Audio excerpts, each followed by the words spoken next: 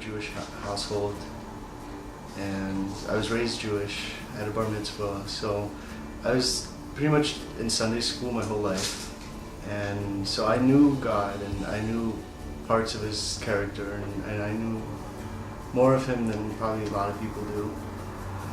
And there was a part of me that accepted that and appreciated it, but then there's the more bigger part that was rebellious and adventurous. I got this mindset of like I could do whatever I want, whenever I wanted, and that led me to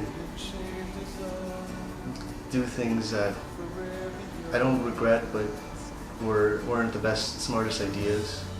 Then I got into drugs, started smoking pot at 15, and I got into heavier stuff. It was actually a couple years ago. And then one day there's this girl, Magna, I'm sure a lot of you have met. She mentioned that like she doesn't do any drugs or anything because she found God. And it was at that moment that I knew something in my life was going to change. And then she brought me to church.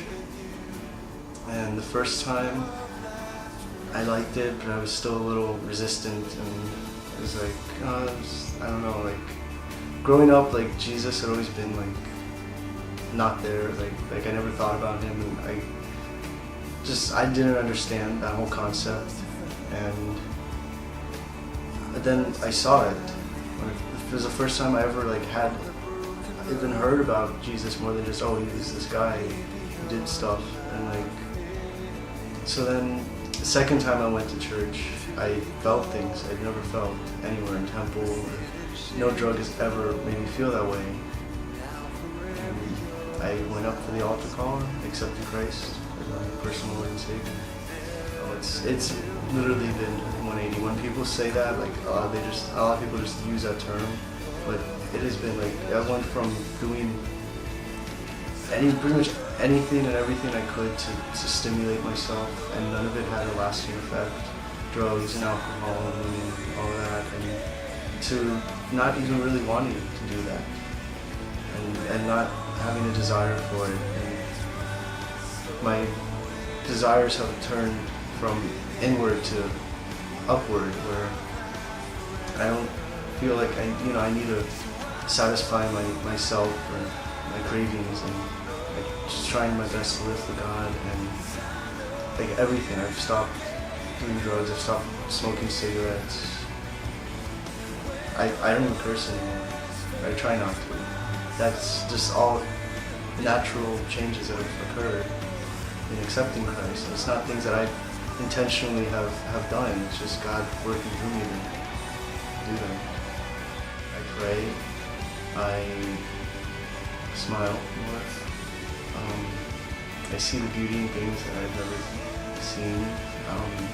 I help people that I normally wouldn't help. Give money to the poor. And my writing has totally changed.